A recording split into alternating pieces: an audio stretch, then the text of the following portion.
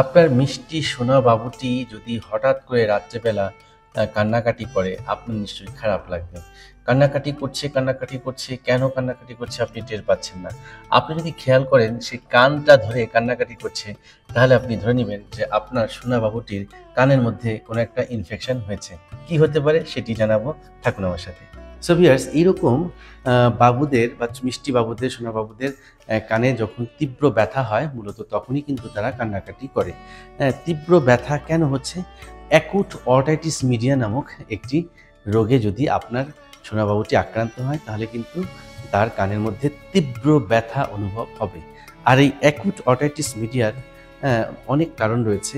Infection থেকেই কিন্তু acute অর্টাইটিস media তৈরি হতে পারে।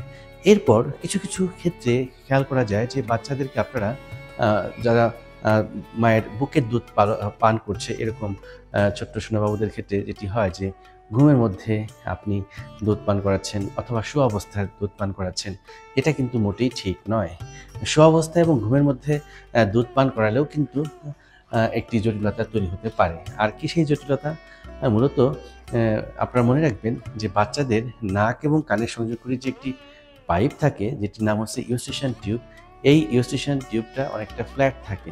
যখন আপনি শোয়া এবং ঘুমন্ত অবস্থায় দুধ পান করাচ্ছেন অথবা ফিডার খাওয়াচ্ছেন, তখন কিন্তু সেটি মুখ থেকে মুখগহ্বর হয়ে নাক দিয়ে আলটিমেটলি এই ইউস্টেশন টিউব হয়ে কানের মধ্যে কিন্তু সেই দুধ চলে যেতে পারে।